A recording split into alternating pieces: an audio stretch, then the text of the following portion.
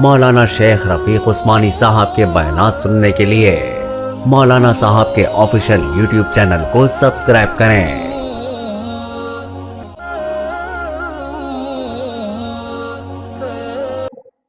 اور خصوصاً اللہ تبارک و تعالیٰ مسلمانوں سے جو محبت ہے، اللہ تبارک و تعالیٰ کی ایک واقعہ میں نے کتابوں میں پڑھا کہ ایک شہر میں ایک مسلمان اور ایک یہودی رہتے تھے، اور دونوں کی موت قریب تھی، بیماری کی حالت میں تھے دونوں۔ یہودی نے اپنی آخری خواہش ظاہر کی کہ میں آخری وقت میں مچھلی کھانا چاہتا ہوں، اور مسلمان نے اپنی آخری خواہش ظاہر کی کہ میں زیتون کا تیل پینا چاہتا ہوں۔ چنانچہ اللہ تبارک و تعالیٰ نے دو فرشتوں کو مقرر کیا کہ ایک جائیں یہودی کے پاس اور فلاں تالاب سے مچھلی لائیں اور اس کے گھر کے تالاب میں ڈالیں تاکہ اس کی آخری خواہش پوری ہو، اور ایک فرشتے کو مقرر کیا کہ آپ نے مسلمان کے گھر میں جانا ہے، اس کے گھر میں زیتون کا تیل پڑا، اسے آپ نے گرا دینا ہے۔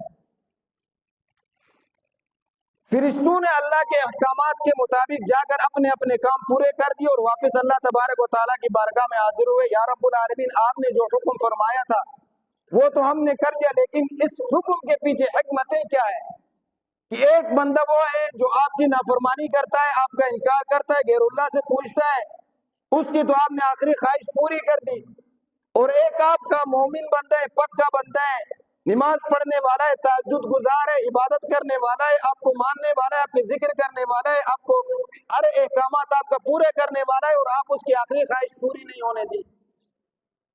تو اللہ تبارک و تعالیٰ نے فرمایا کہ مسلمان اور کافر کے درمیان ضابطہ الگ ہے، کافر کے لیے الگ قانون ہے اور مسلمان کے لیے الگ قانون ہے۔ اور اللہ تبارک و تعالیٰ کا یہ قانون ہے کہ اگر دنیا میں کوئی کافر بھی، اللہ کا منکر بھی کوئی اچھا کام کرتا ہے، کوئی نیک کام کرتا ہے، تو اللہ تبارک و تعالیٰ اس کا قرضہ نہیں رکھتے، اس کو دنیا میں اس کی نعمت کو پورا کر دیتے ہیں اور اس کا بدلہ اسے دے دیتے ہیں۔ فرمایا تلک الدار الآخرۃ نجعلها للذین لا یریدون علوا فی الارض ولا فسادا والعاقبۃ للمتقین، کہ جو آخرت کا گھر ہے یہ تو صرف مسلمانوں کے لیے،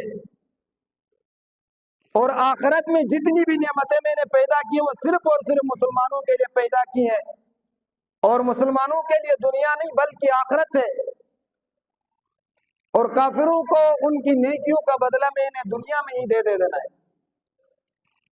پھر فرشتوں سے مخاطب ہوئے، فرمایا کہ میں نے جس یہودی کی آخری خواہش پوری کی، اس نے جتنی بھی نیکیاں کی تھی اس کا بدلہ میں نے دے دیا تھا، ایک ہی نیکی تھی، اگر یہ مر جاتا تو مجھے قیامت میں دینا پڑتا، اور قیامت آخرت میں نے مسلمانوں کے لیے نعمتوں سے رکھا ہوا بھرا ہوا ہے، اس میں کافروں کا کوئی حصہ نہیں ہے، اس لیے میں نے اس کی آخری خواہش پوری کی اور اس کی اس نیکی کا بدلہ میں نے اسے دنیا میں ہی پورا کر دیا، تاکہ آخرت کے لیے اس کا کوئی حصہ میری طرف نہ بچے۔ میں نے اس کے لیے اپنی تمام نعمتوں کو پورا کر دیا، اور جس مسلمان کی آخری خواہش میں نے پوری نہیں ہونے دی، اس مسلمان سے جتنے بھی گناہ سرزد ہوئے ان گناہوں میں نے بیماری کے ذریعے ان کے گناہوں کو معاف کر دیا، مصیبتوں کے ذریعے اس کے گناہوں کو معاف کر دیا، تکلیفوں کے ذریعے اس کے گناہوں کو میں نے معاف کر دیا۔ ایک ہی گناہ اس کے نامہ اعمال میں بچا تھا، اور اس نے آخری خواہش کی تھی کہ میں زیتون کا تیل پینا چاہتا ہوں، اور اس آخری خواہش کو میں نے پورا ہونے نہیں دیا، اور اس کے دل کو ٹھیس پہنچی، تکلیف پہنچی کہ میری آخری خواہش پوری نہیں ہوئی، اور اس تکلیف کی وجہ سے میں نے اس کا آخری گناہ بھی معاف کر دیا۔ تو اللہ تبارک و تعالیٰ اپنے بندے سے محبت اس انداز میں کرتا ہے، اور ہم بیماری کو عذاب سمجھتے ہیں، مصیبت کو عذاب سمجھتے ہیں، تکلیف کو عذاب سمجھتے ہیں، حالانکہ اللہ تبارک و تعالیٰ ان بیماریوں کے ذریعے، ان تکلیفوں کے ذریعے انسان کے گناہوں کو معاف کر دیتا ہے۔ بیماری آئے ہم گلے شکوے کرنے شروع کر دیتے، اتنی بڑی بیماری آئی، فلاں عذاب آیا، فلاں مصیبت آئی، اللہ تبارک و تعالیٰ دعائی قبول نہیں ہوتی ہے، لیکن اللہ تبارک و تعالیٰ کے بعض دعائیں ایسی ہوتی کہ وہ آخرت کے لیے اللہ تبارک و تعالیٰ رکھتے ہیں، لیکن انسان ہے جلد باز، اور شیطان ہمیشہ اس کو وسوسے ڈالتا ہے کہ آپ کی دعا قبول نہیں ہوئی، آپ نے یہ نہیں کی کہ آپ نماز بھی پڑھتے ہیں، تہجد بھی پڑھتے ہیں، قرآن بھی پڑھتے ہیں، روزے بھی رکھتے ہیں، حج بھی کرتے ہیں، زکوٰۃ بھی دیتے ہیں، سب کچھ کرنے کے باوجود جب آپ پر کوئی مشکل وقت آتا ہے، کوئی مصیبت آتی ہے، کوئی بیماری آتی ہے، تو آپ اتنی دعائیں، اتنی باتیں کرنے کے باوجود وہ تکلیف آپ سے دور نہیں ہوتی، یہ شیطان کا وسوسہ ہوتا ہے۔ نبی جیسے شخصیات کے اوپر شیطان یہ وسوسے ڈالے،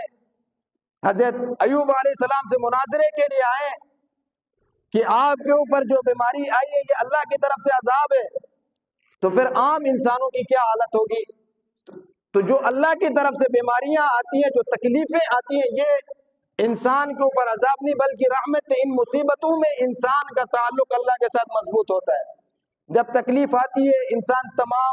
تر وسائل استعمال کر کے جب نہیں ہوتا ہے، کام پورا نہیں ہوتا، پھر اللہ کی طرف توجہ کرتا ہے، اللہ سے تعلق بنانے کی کوشش کرتا ہے۔ تو اس بیماری کی وجہ سے، جس بیماری کی وجہ سے اللہ کے ساتھ تعلق بن جائے، جس تکلیف کی وجہ سے اللہ کے ساتھ تعلق مضبوط ہو جائے، جس مصیبت کی وجہ سے اللہ کے ساتھ تعلق مضبوط ہو جائے، تو پھر وہ بیماری، وہ مصیبت، وہ پریشانی عذاب نہیں بلکہ رحمت ہے، وہ اللہ کی نعمت ہے۔